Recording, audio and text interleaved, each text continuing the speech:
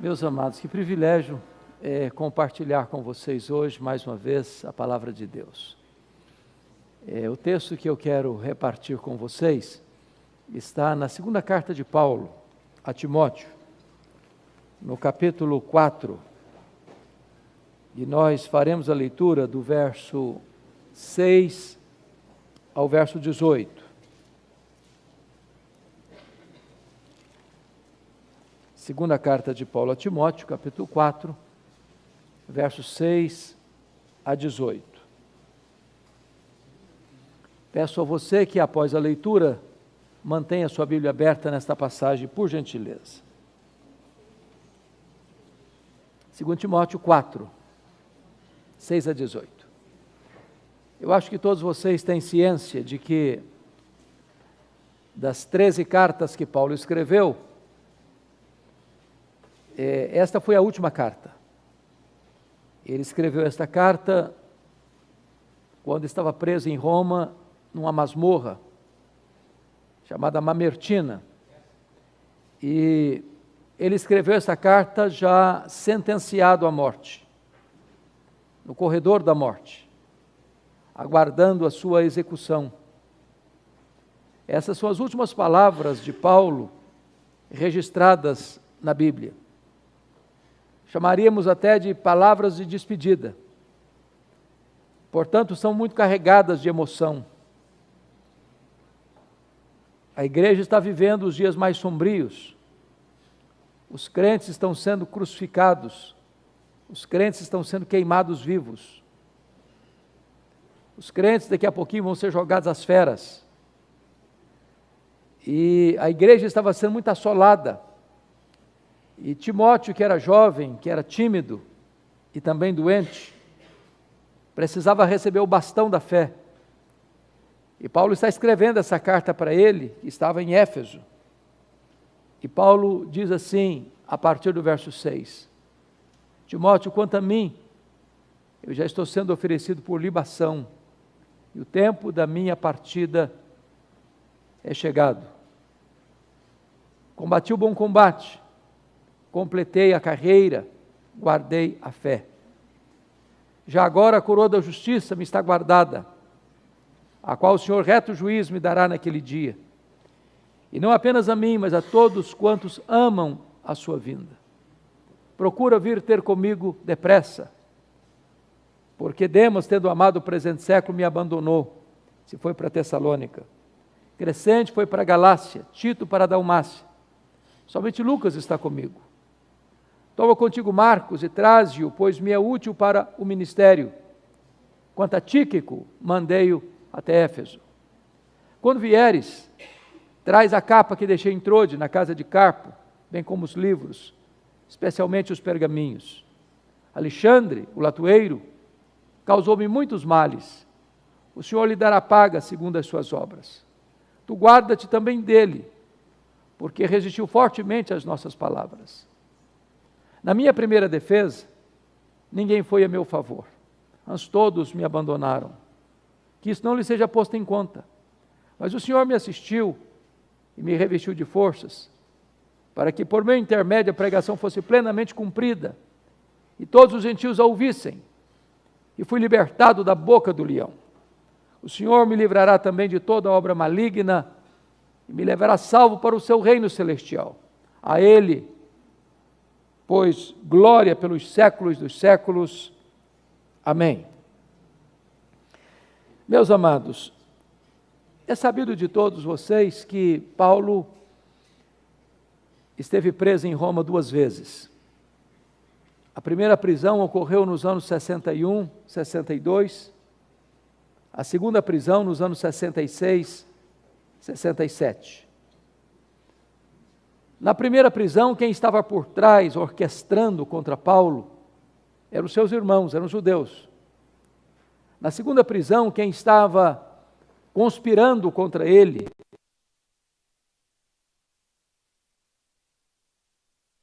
na primeira prisão, ele teve regalias, era uma casa alugada. Mas na segunda prisão, ele foi jogado numa masmorra, fétida, escura, úmida, insalubre, de onde as pessoas saíam leprosas ou para o martírio. Na primeira prisão, ele orou para sair, ele pediu oração para sair, e de fato saiu. Na segunda prisão, ele não ora para sair, porque ele é jogado ali, e em seguida é condenado à pena de morte. Por ser um cidadão romano, ele não sofreu a penalidade da crucifixão, como Pedro, ele foi degolado. Na primeira prisão, ele foi preso como um apóstolo, um pregador do Evangelho. Na segunda prisão, ele foi preso acusado de ser um malfeitor, um bandido, um criminoso. Talvez você pergunte, por que Paulo foi preso pela segunda vez? Também é da ciência de todos vocês, que no dia 17 de julho do ano 64, acontece uma grande tragédia no Império. A mais poderosa e populosa cidade do mundo na época, a cidade de Roma, conhecida como a cidade eterna, capital do Império, com mais de 1 milhão de habitantes, é criminosamente incendiada. Dizem os historiadores que o próprio imperador Nero, que reinou de 54 a 68, foi o incendiário. E ele assistiu esse horrendo espetáculo do alto da torre de Mecenas, vestido de ator, tangendo a sua lira, enquanto as chamas lambiam de forma voraz a cidade de Roma. Foram 7 noites e 6 dias de incêndio, de 17 de julho a 24 de julho. Quando o incêndio acabou, a cidade estava devastada. Dos 14 bairros de Roma, 10 deles foram fortemente atingidos.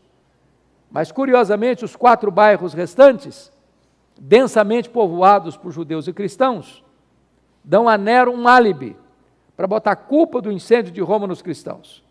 E começa então um verdadeiro massacre. Faltou cruz na época, madeira para fazer cruz na época, tamanha quantidade de crentes crucificados. Quando não tinha mais madeira, os crentes eram amarrados nos postes, cobertos de piche e queimados vivos para iluminar as noites de Roma. Nessas alturas, Paulo era já o grande líder do cristianismo no Ocidente.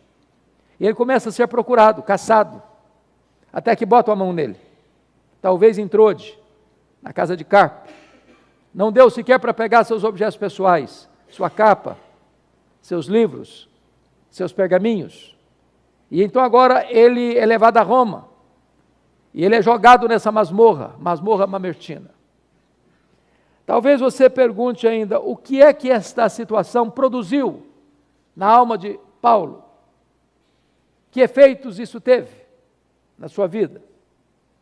Então, confira comigo o capítulo 2, versículo 9, quando ele vai dizer que por causa do Evangelho, ele sofreu até algemas, como um malfeitor. E aí eu fico imaginando essa cena, trazendo à minha memória o que foi na época os fake news, as conversas nas esquinas, nas ruas, as pessoas comentando umas com as outras. Você está sabendo da última? Qual? Aquele poderoso pregador. Quem? O Paulo, aquele missionário tão famoso, está preso. É um bandido, é um malfeitor, é um criminoso. Estava por trás do incêndio de Roma. Meus amados irmãos, pensemos nisso. Se a mesma coisa de subir no alto de uma montanha, soltar um saco de penas, não dá para recolhê-las todas mais. Você já imaginou o efeito desastroso para a reputação de Paulo? As pessoas comentando, destruindo, minando, solapando a reputação dele. As pessoas comentando, esse cara é um bandido.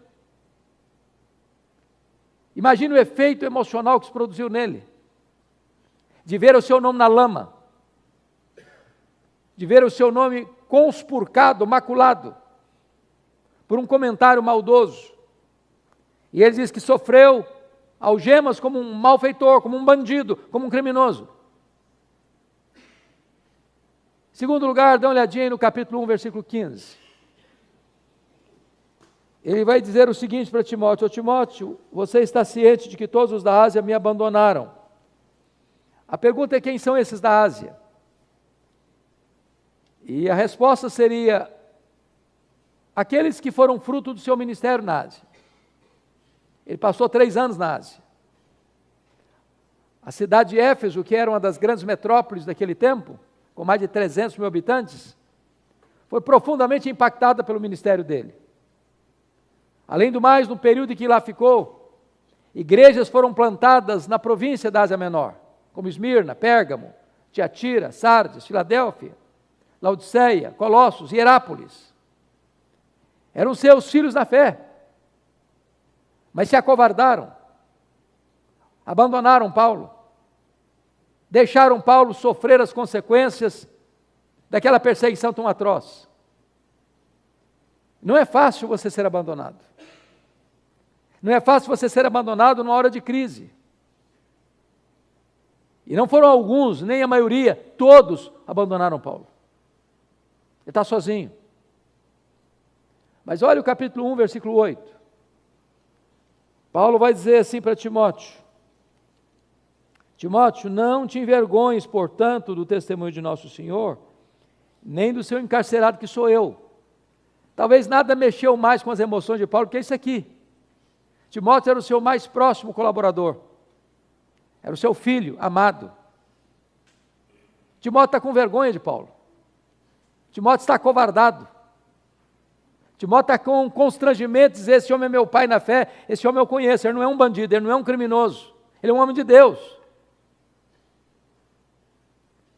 Mas tem mais. Dá uma olhadinha no capítulo 4, verso 16. Vocês todos sabem que o direito romano é estudado até hoje nas melhores universidades de direito. Paulo, mesmo debaixo de uma acusação tão pesada, ele teve direito de defesa. Marcar uma audiência para que ele apresentasse suas testemunhas. Aquilo que é chamado aqui de primeira defesa. E eu fico imaginando que Paulo deve ter ido para lá, quase certo e convicto de que teria muita gente lá, para dizer: esse cara não é um bandido. Esse homem é um homem de Deus. Esse homem não tem nada a ver com o incêndio de Roma. Ele é inocente. Quando ele chega nessa audiência, diz ele aqui: na minha primeira defesa, ninguém foi a meu favor. Ninguém apareceu. Se apareceu, ninguém abriu a boca para falar uma palavra sequer em defesa dele. Ao contrário, todos o abandonaram. E então ele é sentenciado à pena de morte, à revelia, porque não tinha sequer uma testemunha para defendê-lo. Portanto, ele está agora aguardando só o dia da sua execução, no corredor da morte. E a pergunta que eu levanto agora é esta: como é que um homem nessa circunstância ainda pode trazer palavras de consolo ou de orientação para alguém? Ponha-se no lugar dele.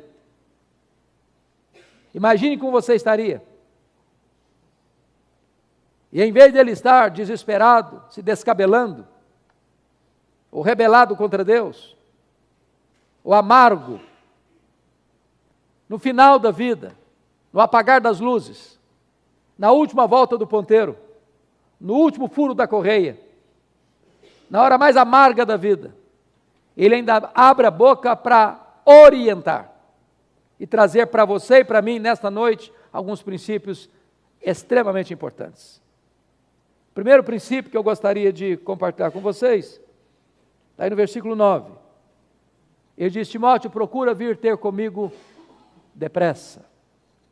E o princípio é este: quando a crise bater, quando a crise chegar, quando você estiver encurralado por um problema, tenha humildade de pedir ajuda, não fique sozinho. Na crise, irmãos, a solidão é uma péssima companhia. Gente precisa de Deus, mas gente precisa de gente. todos nós, indistintamente, precisamos de um amigo, que eu chamo amigo do peito, para quem você tem coragem de abrir o coração e pedir ajuda, com quem você divide as suas dores, reparte as suas cargas. Eu não estou falando de colegas, estou falando de amigos, porque amigo é aquele que confronta você em particular e defende você em público.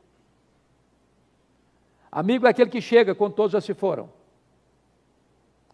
Amigo é aquele para quem você tem liberdade de ligar e dizer: corre para cá, vem ficar comigo, preciso de você.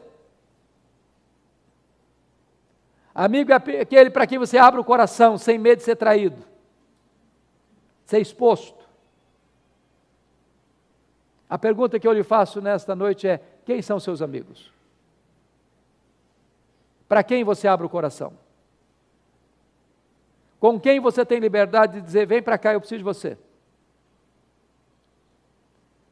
Um dos grandes dramas que a igreja evangélica tem vivido nessas últimas décadas, meus irmãos, é o alto índice de suicídio, inclusive entre líderes, pastores. E a pergunta que às vezes eu faço é: meu Deus, por que esse colega não encontrou sequer um amigo para abrir o coração, para pedir ajuda? Porque às vezes nós vivemos no meio de multidão, mas vivemos no território da solidão. Às vezes nós rimos, celebramos, cantamos, festejamos, convivemos, mas há dores na alma, há feridas na alma, que não são abertas, que não são compartilhadas. E às vezes convivemos com dramas profundos, que só o travesseiro conhece. E nós precisamos de um amigo. E a melhor maneira de você ter amigo é ser amigo. É de construir pontes, de fazer contatos, de investir em pessoas. É por isso que Paulo, no final da vida, ele tem para quem ligar. Diz: corre para cá, eu preciso de você, meu filho. Mas há um segundo princípio aqui que eu queria partilhar. Está no versículo 10, confira comigo.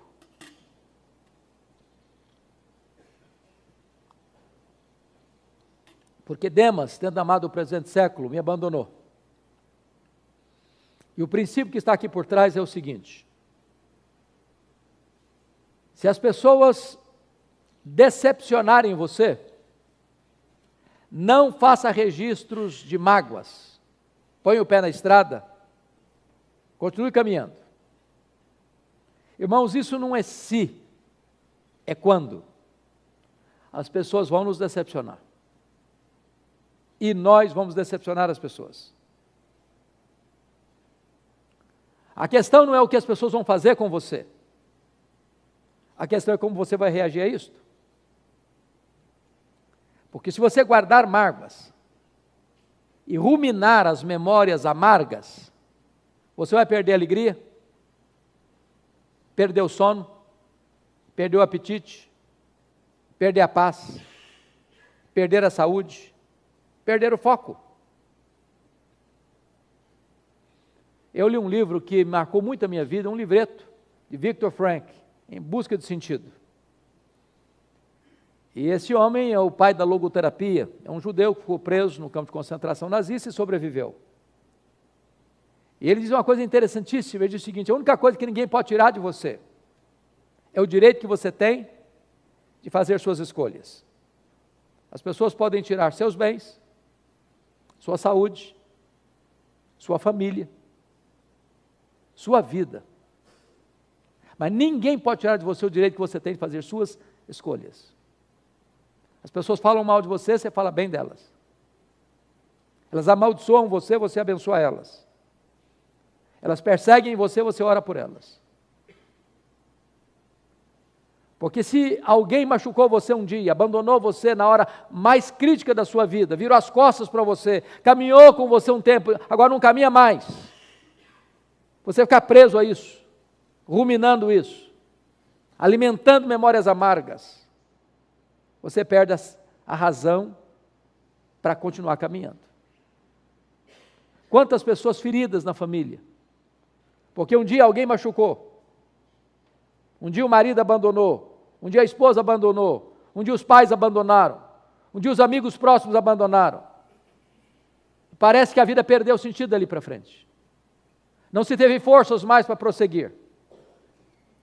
E Paulo está nos ensinando uma lição aqui. Se alguém machucou você, decepcionou você, não faça registro de mágoas. Põe o pé na estrada e continue caminhando. Não afunde, não naufrague nessa tempestade. Terceiro princípio. Olha comigo o versículo 11. Toma contigo Marcos e traze-o, pois me é útil para o ministério. Para mim o princípio que está por trás aqui é este.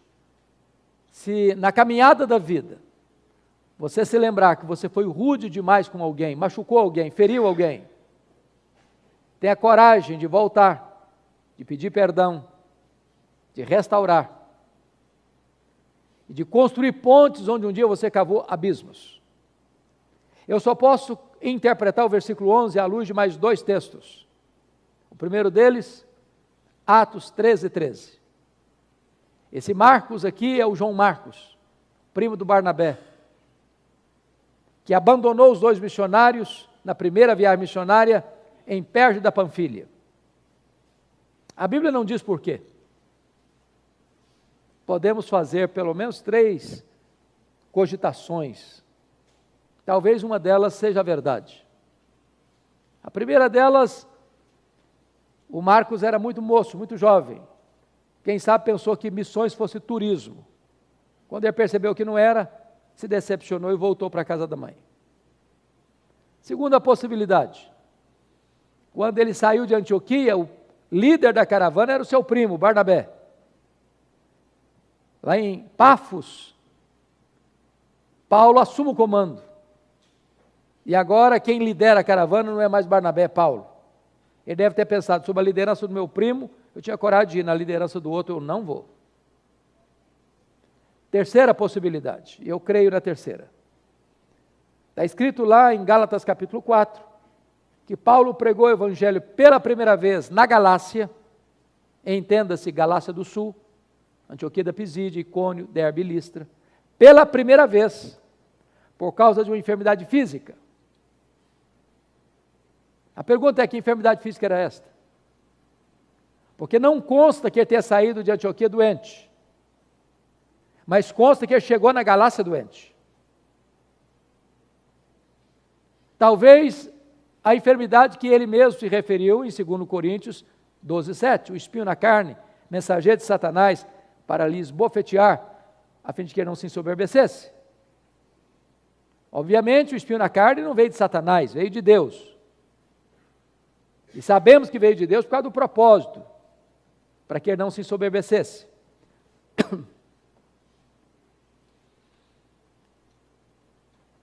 Agora, os estudiosos afirmam que aquela região de perto da Panfilha, que era uma região alagadiça, pantanosa, tinha forte incidência de malária. Então é provável que Paulo tenha contraído uma malária, que dava uma dor de cabeça alucinante, afetando inclusive a visão.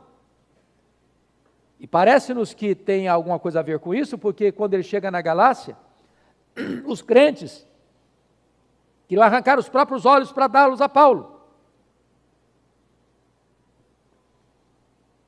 Então eu imagino que o Marcos deve ter olhado aquela situação e disse: olha, eu estou muito novo para ficar doente, vou voltar para a casa da minha mãe. Bom, o segundo texto que a gente tem que compreender para interpretar isso aqui é Atos 15, 36 a 41. Logo depois do concílio de Jerusalém, Paulo procura Barnabé para ir para a segunda viagem missionária. Resolvido o problema doutrinário da igreja, está na hora de caminhar fazendo a obra missionária. Então, quando Paulo fala para Barnabé, Barnabé diz: ô Paulo, eu estou querendo levar meu primo. Paulo respondeu assim: eu não acho justo levarmos aquele que nos abandonou desde Perge da Panfilha. E diz o texto que houve tal desavença entre eles, por causa do Marcos, que os dois missionários não caminharam juntos mais. Eu acredito até, que quando Lucas relata esse fato, ele coloca em palavras muito polidas, né? Mas, uma vez que houve uma desavença tal entre os dois líderes, eu acho que a coisa não foi bem assim não. Então, me permita parafrasear o que eu acho que aconteceu. Acho que foi mais ou menos o seguinte. Paulo chega para Barnabé, diz: ô Barnabé, que resultado maravilhoso o concílio da igreja. Decisão clara, certa, segura, escrita, comunicada às igrejas. Agora o caminho está aberto, vamos voltar. Vamos, Barnabé? Vamos, Paulo, vamos sim. Ô Paulo, você está lembrado do meu primo? Mas é claro, né, Barnabé, que eu estou lembrado do seu primo. Deixa eu te falar uma coisa, Paulo, eu estou querendo levar com a gente. Paulo disse: comigo ele não vai não, Barnabé. Ô Paulo, deixa eu te falar, ele amadureceu. Comigo ele não vai não. Ô Paulo, vamos dar uma chance para o rapaz. Não, comigo ele não vai. Ô Paulo, você está sendo radical. Comigo ele não vai, Barnabé. Ô Paulo, mas vamos dar uma chance para o rapaz, Paulo. Eu não vai, Barnabé. Pronto, chega. Os dois não caminharam juntos mais. Notinha de rodapé. Os líderes da igreja não deviam brigar, viu, irmãos? Mas às vezes brigam. Às vezes brigam. Agora, mesmo quando os líderes da igreja brigam, o plano de Deus não pode ser frustrado. Porque agora, em vez de uma caravana, tem duas. Agora, pense comigo se não tivesse um Barnabé na vida do Marcos. Você já se sentiu descartado alguma vez? Alguém já disse assim para você: comigo você não trabalha? Você não serve para fazer parte do meu time, da minha equipe? Não confio em você? Acho que você é imaturo? Você não está preparado?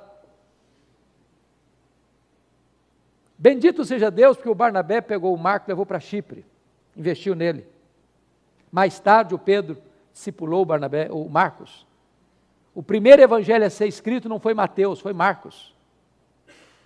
Agora Paulo está no final da vida, no corredor da morte, fazendo uma faxina mental. Lembrou do Marcos. Lembrou do Marcos. Aí ele diz: ô Timóteo, meu filho, quando você vier, você traz aí o Marcos com você. Ele me é útil para o ministério. Sabe o que Paulo está nos ensinando aqui, irmãos? Você nunca é tão grande como quando você é humilde. Ninguém perde a autoridade espiritual por reconhecer um erro e pedir perdão. Devemos nós construir pontes de reconciliação, onde um dia nós cavamos abismos de mágoas. Nenhum de nós deve caminhar pela vida deixando pessoas feridas para trás. Nenhum de nós está pronto para viver nem para morrer, deixando gente ferida no caminho. Então, se você um dia lembra que você foi rude com alguém, foi duro demais com alguém, machucou alguém, volta lá, peça perdão, recomece, restaure. Esse é um princípio que aqui está posto nesse texto. Quarto princípio que Paulo nos ensina aqui. Olha comigo o verso de número 14. Alexandre o latoeiro causou-me muitos males, o Senhor lhe dará paga segundo as suas obras. Eu acho que o princípio por trás é esse. Quando alguém deliberadamente fizer o mal contra você, não dê o troco, perdoe e entregue esta causa para Deus.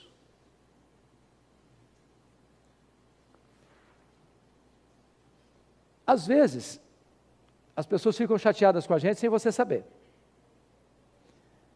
Eu acho que os pastores aqui são mais crentes, né, do que eu.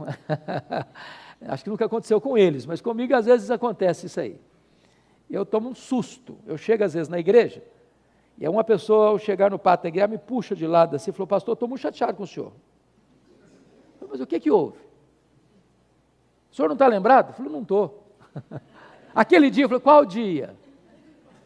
Aquele dia que o senhor chegou Está lembrado? Não. Estava fulano, beltrano, ciclano, o senhor falou com fulano, beltrano, ciclano. O senhor passou reto, não falou comigo. E eu não lembrava disso. Eu não estou sabendo de nada. Deve ter sido um lapso de memória, um descuido. Se ele não falasse comigo, eu nunca pedi desculpa para ele, porque eu não estou sabendo de nada. Ou às vezes tem um ruído de comunicação. Você fala uma coisa, a pessoa entende outra. Agora é diferente. Quando alguém planeja, urde, maquina, conspira para atingir você, para machucar você, para ferir você, para puxar o seu tapete, para apunhalar você pelas costas. Os estudiosos dizem que Alexandre Latueiro foi quem delatou Paulo, para que eles o encontrassem e o prendessem. O que você faz quando alguém deliberadamente faz o mal contra você? Você dá o troco?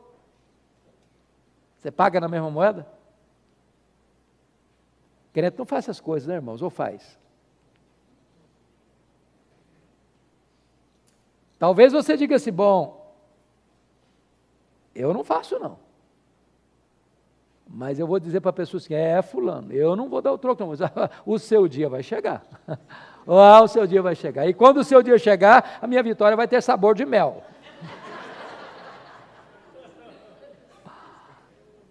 Não é nosso papel, meus irmãos. Nosso papel não é dar o troco. Diz o Senhor, a mim me pertence a vingança. Eu retribuirei. Eu não sei fazer isso, você também não. Deus sabe. Seu papel é perdoar e entregar para Deus. Agora, perdoar não é fácil. Perdoar não é natural. Perdão é uma obra da graça. Só Deus nos capacita a perdoar. Das muitas dores, pastor Fernando, que eu já passei pela vida e passei por muitas, talvez a mais aguda delas foi no dia 2 de agosto de 1982, quando eu começava o meu pastorado em Bragança Paulista. Eu sou filho caçula, meu irmão acima de mim, o Hermes, um homem alegre, feliz, com 2 filhos pequenos, 27 anos fez no dia 1º de agosto. No dia 2 de agosto ele foi assassinado pelo primo primeiro da sua mulher. Com 11 golpes de faca, todos mortais. Gente criada conosco. A dor foi tão aguda e tão profunda e tão avassaladora que quando eu recebi a notícia, eu perdi a voz. Mas me lembro que quando Deus restaurou a minha voz e as minhas forças, a primeira palavra que Deus botou no meu coração foi esta: eu perdoo o assassino. Eu não tinha outra opção. Ou perdoava ou adoecia. Ou perdoava ou minha vida transformar-se no inferno. Ou perdoava ou tinha que abandonar o ministério. O que eu posso garantir a vocês é que o perdão é maior que o ódio. O perdão cura, o perdão restaura. O perdão é a asepsia da alma, é a faxina da mente, é a alforria do coração. Mas eu só fui entender o que é perdão no dia que eu compreendi um pouco melhor uma parábola que Jesus contou, a parábola do credor incompassivo. Jesus conta a parábola que um homem devia ao rei 10.000 talentos. Não tendo com o que pagar, o homem pediu clemência, misericórdia, e o rei perdoou aquela grande dívida de 10.000 talentos. Acontece que esse homem perdoado encontra um conservo dele que lhe devia a mixaria de 100 denários. Não tendo com que ele pagar, pediu misericórdia, disse, não, tem misericórdia não, agarrou o cara, paga o que você me deve. O rei ficou sabendo disso, ficou muito irado, mandou chamar o homem e disse, olha, servo malvado, eu perdoei a você 10.000 talentos, você não conseguiu perdoar o seu conservo 100 denários? Pois bem, você vai ser entregue aos verdugos, aos flageladores, até que pagues o último centavo. E Jesus termina a parábola assim, assim vosso Pai Celeste vos fará, se do íntimo não perdoardes uns aos outros. E a parábola terminou, e eu não entendi quase nada. Quase nada. Sabe por que eu não entendi quase nada? Eu não sei quanto vale 10 mil talentos. Também não sei quanto vale 100 denários. Ficou dito pelo não dito. Não é a minha moeda, não estou sabendo que valor é esse. Na verdade, Jesus não contou uma parábola, Jesus contou uma hipérbole. Ninguém podia dever, naquele tempo em Israel, 10 mil talentos. O que são 10 mil talentos? Um talento são 35 quilos de ouro. 10 mil talentos são 350 mil quilos de ouro. Na época o salário era 1 denário por dia. Para um homem juntar 10 mil talentos, ganhando 1 denário por dia, ele teria que trabalhar 150 mil anos. Sabe o que significa isso? Essa dívida era o quê? Impagável. Esse é o tamanho da sua dívida com Deus. Esse é o tamanho da minha dívida com Deus. A nossa dívida é impagável. O que é que Deus fez conosco? Deus nos perdoou completamente. O que são 100 denários? 100 dias de trabalho. Quem acabara de receber um perdão de 150 mil anos, não consegue liberar um perdão de 3 meses e 10 dias. 10 mil talentos são 600 mil vezes mais do que 100 denários. Sabe qual é o ensino dessa parábola? Você nunca pode dizer para alguém, eu não perdoo você. Eu não perdoo você. Fui muito machucado, muito ferido, muito magoado. A Bíblia diz que nós devemos perdoar, assim como Deus em Cristo nos perdoou. Talvez hoje você precisa pedir perdão para alguém. Quem sabe, fazer um telefonema. Quem sabe uma visita. Mas eu encorajo você em nome de Jesus a não reter mágoa no seu coração. Porque guardar mágoa no coração é autofagia. É a mesma coisa você beber um copo de veneno pensando que o outro é que vai morrer. Então perdoe e fique livre. Mas me permita ainda mais 2 lições para encerrar. Confira comigo o verso 21. Eu não li no começo, vamos ler agora. Apressa-te a vir antes do inverno. Eu gosto dessa expressão porque é um pós-scriptum.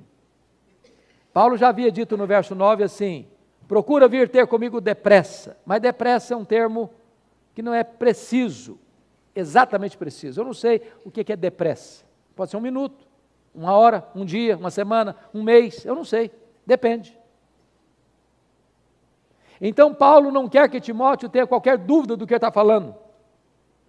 Então num pós-escrito diz, meu filho, quando eu disse, procura vir ter comigo depressa, eu estou querendo dizer o seguinte, venha antes do inverno. Por que está falando isso? Porque no período do inverno não se navegava com segurança. Eram 3 meses que não se navegava, senão com grandes riscos. É só ler Atos 27 para entender isso. O que Paulo está dizendo para Timóteo é o seguinte, Timóteo, ou você vem antes do inverno, ou nem precisa vir. Porque se você esperar o inverno passar para vir, já terei sido executado. Então qual é o princípio que está aqui? O princípio é este. Há coisas na vida que ou você faz hoje, ou você nunca mais vai ter chance de fazê-lo. Oportunidades passam. É aquela conversa, é aquele confronto, é aquele diálogo, é aquele acerto, é aquele perdão, é aquela aliança, é aquele aconselhamento, é aquela ajuda, é aquele socorro, é aquela declaração de amor, é aquele gesto de bondade. Não espere, porque pode ser tarde demais. Uma das coisas que me impressionam na nossa cultura são os nossos funerais. Acho que eu já disse isso aqui uma vez. E a coisa que mais me impressiona nos nossos funerais é que o defunto recebe mais elogio do que a gente viva. Já percebeu isso? É uma rasgação de seda em cima do caixão que não tem mais jeito. A pergunta é se aquele defunto escutou em vida aqueles elogios. Porque elogiar um defunto não vai consolá-lo. E ele não vai se levantar para dar um abraço em você. E se levantar, você corre também. Tem elogio enquanto a pessoa pode dar um abraço em você. Enquanto ela pode ser encorajada. Há pessoas na igreja que ficam assim cheias de dedos. Não, pastor, esse negócio de elogiar é um perigo, isso leva a pessoa a ficar vaidosa. Não, meu irmão, o que a Bíblia proíbe é a hipocrisia. É falar uma coisa e sentir outra. A Bíblia está cheia de elogios. Uma palavra boa na hora certa, com a motivação certa, é um bálsamo. É um bálsamo. A segunda coisa que me impressiona é que defunto recebe mais flores do que gente viva. Já dá para entender isso? Eu fui num funeral em Vitória e eu contei 86 coroas de flores. Contrataram um grande caminhão para levar as flores, um caminhãozinho pequenininho para levar o defunto. E eu fiquei do lado olhando e pensando, meu Deus, coitado do defunto, não consegue cheirar um botão de rosa mais, para que tanta flor para ele? Mas sabe por que os mortos recebem mais flores do que os vivos? É porque a voz do remorso é maior que a voz da gratidão. Não espere a pessoa morrer para mandar flores. Bom, descontraindo um pouco com vocês. Falar em morte deixa a gente tenso, né? Me falaram por aí que os homens aqui da Guanabara são muito românticos. Que nunca deixam passar em brancas nuvens o aniversário da esposa, o aniversário de casamento. Os buquês de flores são os mais lindos, os mais encantadores. Dizem por aí que é assim. Mas vai que tem algum desatento também, né? Então me permita brincar um pouco com você, querido irmão. Se você for primeiro, e primeiro significa morrer na frente, você que nunca recebeu um buquê de flores, vai receber uma coroa, e grande, e o cara nem vai pedir desconto na floricultura. Não espera a pessoa morrer para mandar flores. Manda flores enquanto a pessoa está viva, que ela pode apreciá-las e se alegrar com você. Não espere, porque pode ser tarde demais.